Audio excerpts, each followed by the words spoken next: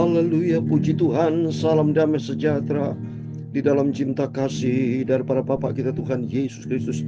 Dan selamat malam pada Senin malam hari ini, tanggal 26 Agustus 2024.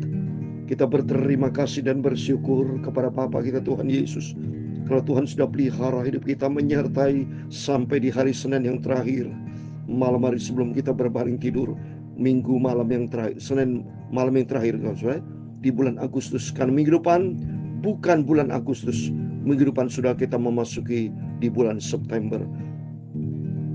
Kita berterima kasih semua karena Tuhan Yesus yang begitu baik, yang cinta kita semua. Oleh karena itu biar kita makin hari hanya pikiran kita hanya Yesus, hati kita tertuju kepada Tuhan, tubuh jiwa roh kita, tubuh kita mari datang berdoa kepada Tuhan. Kita mau semakin dekat dengan Yesus. Pikiran kita memikirkan perkara di atas, mikirkan perkara-perkara rohani, bukan perkara duniawi.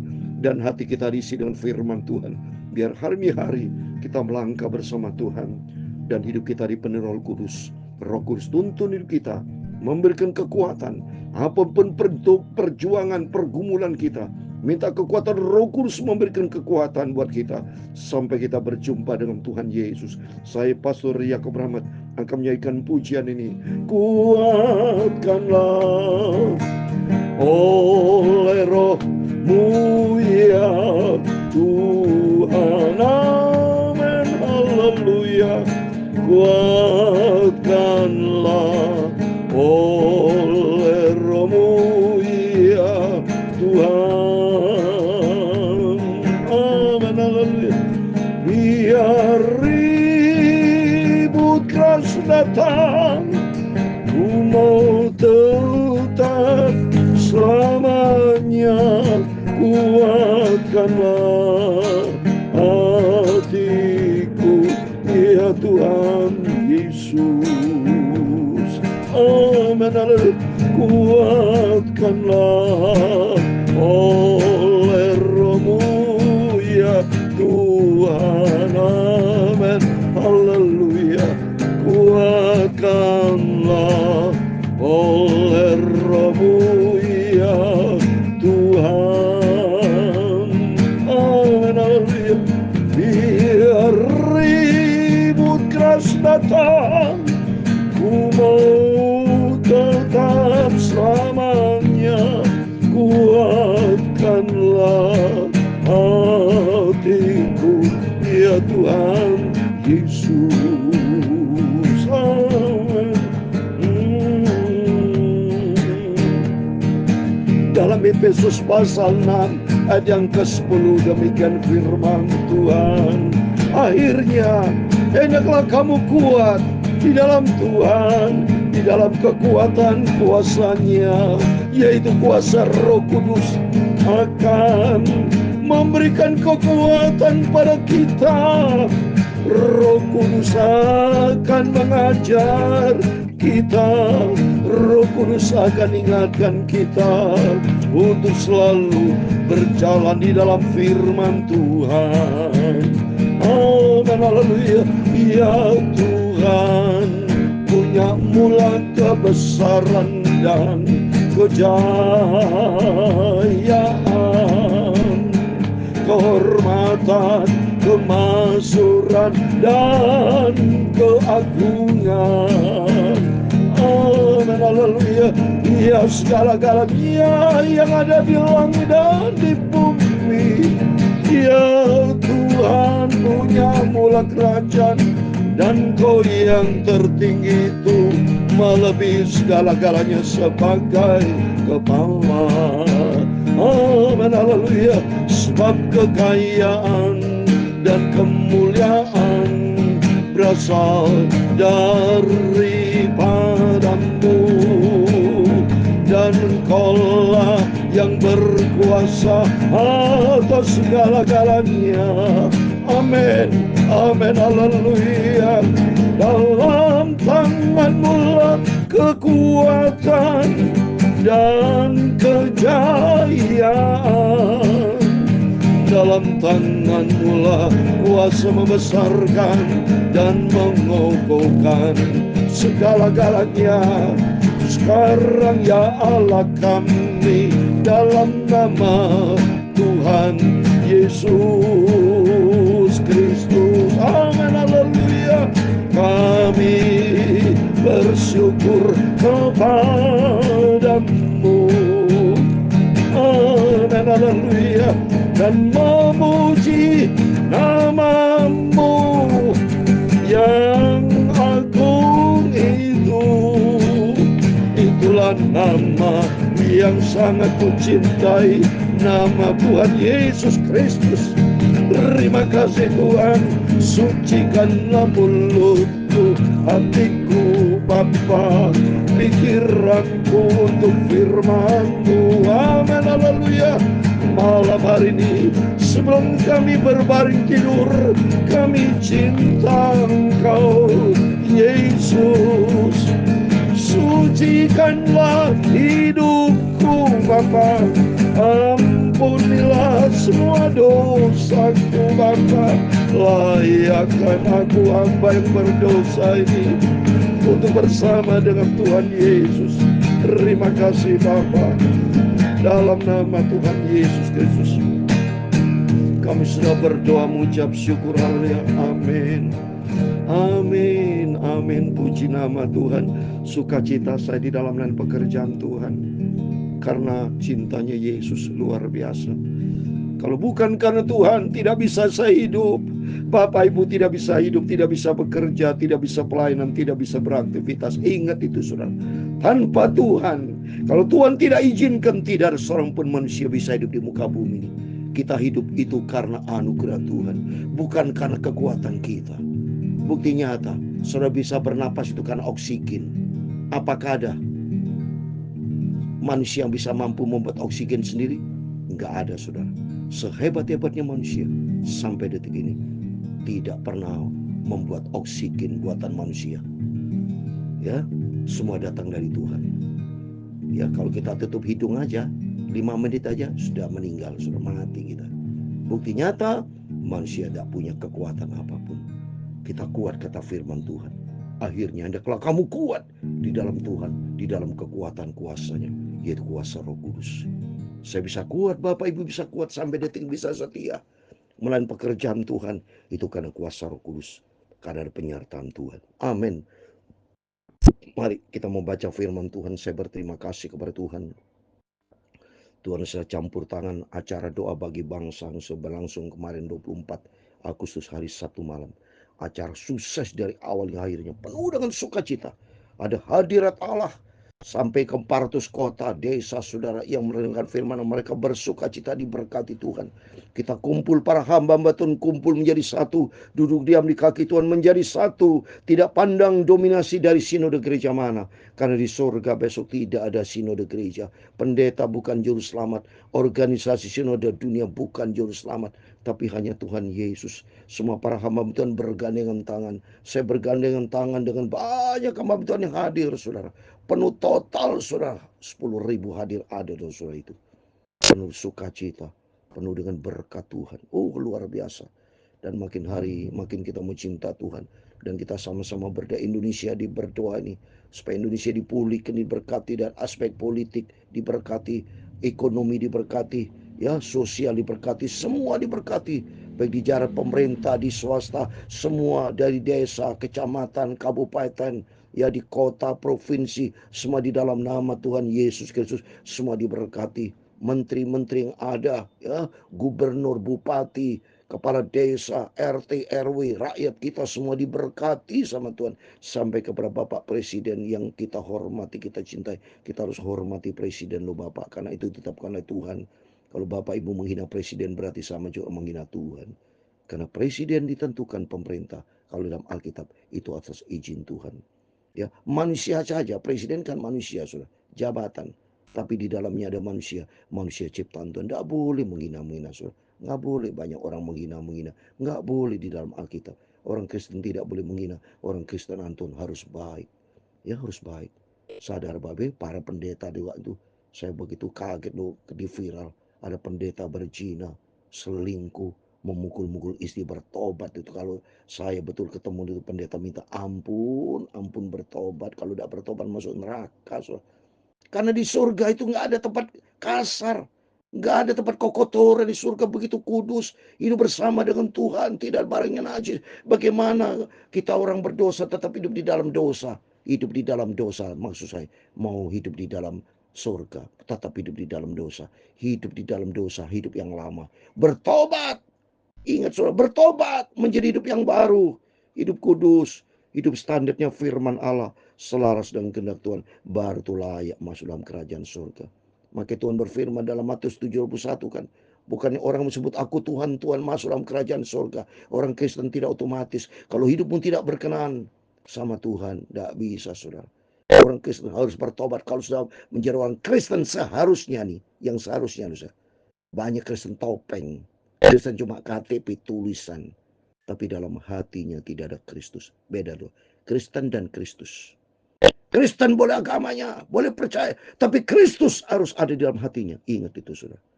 Pikirannya Kristus. Sehingga kalau hati dan pikiran ada Kristus, perbuatannya ada Kristus. Sehingga memancarkan sinar kemuliaan Tuhan. Dan menjadi berkat. Tapi lo cuma Kristen berkedok agama. Wow, banyak penipu. Kristen tapi hidupnya tidak sesuai dengan firman Allah. Tidak sesuai dengan karakter Kristus. Bagaimana? Bertobat para pendeta, para anak Tuhan yang kasar terhadap istrinya. KDRT. Berbuat zina, berselingkuh, main tidak karuan. Pokoknya kalau di luar standar firman Allah, itu dosa. Itu firman Allah katakan. Melanggar firman Allah, dosa. Kalau itu bertobat sama Tuhan, hidup dalam firman Tuhan. Biar hari demi hari kita diperbarui Bapak Ibu. Maka pentingnya kita baca firman Allah, rajin renungkan firman Allah, ya, dan menjadi pelaku firman. Itu menjadi satu paket. Percuma saudara baca memang, kalau renungkan tapi tidak menjadi pelaku, itu satu paket, tidak bisa dipisahkan saudara. Baca firman harus, itu harus mutlak, saya perintahkan itu. Harus baca. Supaya kita, kalau saudara sekarang saya mau tanya, seorang sarjana harus baca buku nggak? Kalau sampai dosennya bilang, nggak usah baca buku, itu bohong, palsu. Ada sarjana palsu. Nggak ada di dunia selama saya seorang sarjana juga dari Tuhan. Ya, setelah tahap 1, setelah 2, melanjutkan ke tingkat S3 doktoral. Itu semua harus baca buku. Tingkat pengetahuan seorang, kualitas seorang itu dari baca buku. Begini aja lah, seorang menyampaikan firman Allah, kalau tidak pernah baca Alkitab, mau cerita apa itu? Apa yang mau ceritakan, tidak pernah baca Alkitab? Cerita dari mana? Cuma dengar kata orang. Maka Daud Ayub bicara dalam Ayub 45. Loh, makanya saya baca Alkitab, makanya saya bisa hafal. Kalau udah baca Alkitab, hafal dari mana? Saya ngarang-ngarang. Dengar dari pendeta dari mana? Ngomong pendeta misalnya dalam Kejadian pasal 100 misalnya. Orang hanya mendengar. Kejadian pasal 100 ayat 1. Saudara cari dimanapun nggak ada Kejadian pasal 100. Oh, kita baca Mazmur pasal 200. Mana ada Mazmur pasal 200? Karena dia tidak baca, hanya mendengar. Kalau fungsi mendengar, oh mari kita baca Mazmur pasal 200 ayat 1. Saudara cari sampai kapanpun nggak ada Mazmur pasal 200. Baca kitab Wahyu pasal 50. Mana ada kitab pasal 50? Karena tidak pernah baca. Maka penting kita baca firman Allah. Tahu tentang kebenarannya. Sehingga kita merenungkan firman Allah siang dan malam. Dan kita menjadi pelaku firman. Sehingga hidup kita benar di hadapan Tuhan. Mari kita kembali kepada firman Allah. Saya mau baca Alkitab. Nah, ini baca Alkitab nih. Dalam nama Tuhan, ini Alkitab loh. Kalau saudara lihat di kamar di rumah saya, ini di kamar saya penuh dengan Alkitab. Saudara. Baca, bukan ngarang-ngarang. Saudara. Baca Alkitab. Seperti hari ini Bapak Ibu baca Alkitab. Ya, Kisah Rasul 21 ayat 27. Di depan saya ini Alkitab loh. Ya, Alkitab nih. Ya, ini Alkitab nih saudara. Ya, tok-tok nih Alkitab nih saudara. Ya, ayat 27 sampai 40. Demikian firman Tuhan. Paulus ditangkap. Ketika masa 7 hari itu sudah hampir berakhir, orang-orang Yahudi yang datang dari Asia melihat Paulus di dalam bait Allah. Lalu mereka menghasut rakyat dan menangkap dia. Wah, coba nih, cobaan Rasul Paulus pelayanan. Maka sesuai dengan pujian saya meminta kekuatan Roh Kudus. Kalau saya tidak minta kekuatan Roh Kudus, saudara, wah bisa murtad, saudara. Paulus dulu kan Saulus namanya. Ya belum mengenal Tuhan. Kalau tidak dipenuhi Roh Kudus, tidak kuat, saudara. Dia lemah, pasti ditangkap, di penjara. Ya, tapi ada kekuatan Roh Kudus yang menopang. Terus berikutnya, saudara. Ya, sambil bertiap-tiap, hai orang Israel, tolong inilah orang di mana-mana mengajar semua orang untuk menentang bangsa kita dan menentang hukum Taurat dan tempat ini. Dan sekarang ia membawa orang-orang Yunani pula ke dalam bait Allah dan menajiskan tempat suci. Banyak orang-orang yang Yahudi yang menentang ajaran Paulus karena mereka tidak suka Rasul Paulus itu menjelaskan Yesus, menjelaskan tentang firman Allah, hukum Taurat, bicara firman Allah. Banyak ditentang, adanya di penjara. Terus berikutnya ayat 29, sebab mereka telah melihat Trofimus dari Efesus sebelumnya bersama dengan Paulus di kota, dan mereka menyangka bahwa Paulus telah membawa dia ke dalam bait Allah. Ini banyak orang itu sangka prasangka buruk, tidak tahu buktinya, langsung fitnah terjadi. Seringkali itu maksudnya begini, Trofimus itu orang bukan Yahudi, saudara. Ya, mereka menyangka Trofimus bukan Yahudi itu dimasukkan di dalam bait Allah. Memang aturan bangsa Yahudi, ya, Yahudi, saudara. Orang kalau non Yahudi tidak boleh masuk ke dalam bait Allah, sinagog, nggak boleh. Itu kumpulan orang Yahudi asli. Ya, orang Yahudi boleh masuk ke rumah bait Allah, sinagog. Non Yahudi tak boleh. Nah, ini Rasul Paulus ketemu, ya, disangka, ya, Trofimus yang non Yahudi dibawa oleh Paulus masuk bait Allah. Jadi fitnah-fitnah, padahal sebetulnya bukan. Itu jadi dari masa lalu sudah banyak hoax, saudara. Ya, sehingga kasihan Rasul Paulus ini, saudara. Difitnah, ya, dicaci maki sama orang. Terus berikut ayat 30, maka gemparlah seluruh kota dan rakyat datang berkerumun, lalu menangkap Paulus dan menyeretnya masuk keluar dari bait Allah, dan seketika juga minta pintu gerbang bait Allah tutup. Coba akan disiksa, saudara. Dijahatin Rasul Paulus pelan. Memang ini, saudara, memang sesuai firman Tuhan. Ya, maka Yesus bicara, berbahagialah orang yang dianiaya oleh sebab kebenaran. Maka Tuhan tahu persis. Ya, ditangkap Rasul Paulus. 31 antara mereka merencanakan untuk membunuh dia. Sampailah kabar kepada kepala pasukan bahwa seluruh Yerusalem gempar. Rasul Paulus, saudara, ingin dibunuh, disiksa, saudara. Kepala pasukannya segera bergerak dengan prajurit-prajurit dan perwira dan maju mendapatkan orang sebanyak itu. Ketika mereka melihat dia dan prajurit-prajurit itu, berhentilah mereka menengkung Paulus. Coba nih, Tuhan tolong.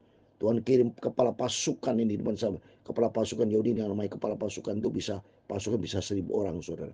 Ya, ratusan sampai ribuan orang. Banyak tak main-main, saudara. Karena ini kumpulan banyak orang, saudara. Jadi harus datang itu. Tetapi puji Tuhan dengan adanya didatangi kepala pasukan dan rombongan prajurit, berhenti mereka pukul. Itu semua karena Tuhan, ya. Ayat 33, kepala pasukan mendekati Paulus, menangkapnya dan menyuruh mengikat dia dengan 2 rantai, lalu bertanya, siapakah dia dan apakah yang telah diperbuatnya. Tapi di antara orang banyak itu ada yang meneriakkan kepadanya, ada pula yang meneriakkan itu, dan oleh karena keributan ia tidak dapat mengetahui apa yang sebenarnya terjadi, sebetulnya yang menyuruh membawa Paulus ke markas. Ketika sampai ke tangga, Paulus terpaksa didukung prajurit-prajurit karena berdesak-desaknya orang banyak yang berbondong-bondong mengikuti dia sambil berteriak, enyahkanlah dia. Yang sama dengan waktu Yesus, salibkanlah dia, salibkanlah dia. Tapi saya percaya Rasul Paulus bersama dengan Tuhan, ya. Di setel Roh Kudus ini penting dalam pelayanan kita. Penting minta pimpinan Tuhan. Ayat 37. Ketika Paulus hendak dibawa masuk ke markas, ia berkata kepada kepala pasukan itu, bolehkah aku mengatakan sesuatu kepadamu? Jawabnya, tahukah engkau bahasa Yunani? Jadi engkau bukan orang Mesir itu yang baru-baru menimbulkan pemberontakan dan melarikan 4.000 orang pengacau bersenjata ke padang gurun? Paulus menjawab, aku adalah orang Yahudi dari Tarsus, warga dari kota yang terkenal di Kilikia. Aku minta supaya aku diperbolehkan berbicara kepada orang banyak itu. Ayat 40 yang terakhir. Sudah Paulus diperbolehkan oleh kepala pasukan, pergilah ia berdiri di tangga dan memberi isyarat dengan tangannya kepada rakyat itu. Ketika suasana telah tenang, mulailah ia berbicara kepada mereka dalam bahasa Ibrani. Katanya, amin. Demikian firman Tuhan yang sudah kita baca malam hari ini. Kisah Rasul 21 ayat 27 sampai 40. Kita lanjutkan besok malam. Berarti besok malam kita lanjut mulai ketus setia. Lanjutin bacaan dengan setia. Dan ada beberapa penting yang kita simak, yaitu mari kita maju terus melayani pekerjaan Tuhan. Ya, jangan pernah berhenti, tantangan begitu banyak. Dan kedua, andalkan kuasa Roh Kudus. Jangan gunakan kekuatan sendiri. Lihat Rasul Paulus, ada Tuhan menyertai. Kalau bukan karena Tuhan, tidak bisa, saudara. Dan ketiga, berani kita maju melangkah. Ya, terus kita yang pertama kita pelayanan pekerjaan Tuhan. Ya, kita harus melayani pekerjaan pernah menjadi anak Tuhan, hamba Tuhan yang nganggur, maju terus melayani pekerjaan Tuhan seperti Rasul Paulus. Dan kedua, andalkan kuat Roh Kudus. Roh Kudus akan memberikan yang ketiga, memberikan kekuatan buat kita. Diberikan hikmat datang dari Tuhan. Sehingga setiap tutur kata, setiap apa yang kita sampaikan itu kebenaran firman Allah. Sehingga banyak jiwa-jiwa dimenangkan, diselamatkan. Besok kita lanjutkan apa yang Paulus katakan. Ayo kita sama-sama simak baik besok. Oleh karena itu mari kita mau setia. Datanglah kepada Yesus. Kita mau cinta Tuhan dan Roh Kudus kan menopang kita. Tuhan memberkati kita semua. Kuatkanlah oleh Roh-Mu ya Tuhan. Amin. Haleluya.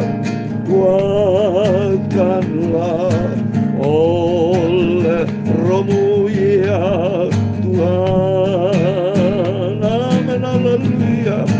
Biar ribut kas datang, ku mau tetap setia selamanya. Kuatkanlah hatiku ya Tuhan Yesus. Amin. Tuhan memberkati engkau dan melindungi engkau. Tuhan menyinari engkau dengan wajah-Nya dan memberi engkau kasih karunia. Tuhan mengharapkan wajah-Nya kepadamu dan memberi engkau damai sejahtera. Bapa kami yang di surga, dikuduskan nama-Mu. Datanglah kerajaan-Mu, jadilah kehendak-Mu di bumi seperti di surga. Berikan kami pada hari makanan kami yang secukupnya, dan ampunilah kami akan kesalahan kami, seperti kami juga mengampuni orang bersalah kepada kami. Dan janganlah membawa kami ke dalam pencobaan. Amin. Haleluya. Tetapi lepaskanlah kami daripada jahat, karena Engkau-Lah yang mempunyai kerajaan dan kuasa dan kemuliaan sampai selama-lamanya. Amin. Tuhan memberkati kita semua. Sebelum berbaring tidur, berjaga dan berdoa, kita mau semakin dekat dengan Tuhan. Ada 3 hal penting buat kita: beritakan Injil, melayani pekerjaan Tuhan, jangan kendor. Dan kedua, minta kekuatan Roh Kudus kan menopang kita. Dan ketiga, beritakan firman Allah. Hidup kita menjadi berkat, menjadi saksi. Terang kemuliaan Tuhan menyertai kita, sehingga banyak jiwa-jiwa dimenangkan, diselamatkan, nama Tuhan dipermuliakan. Amin. Tuhan memberkati. Immanuel.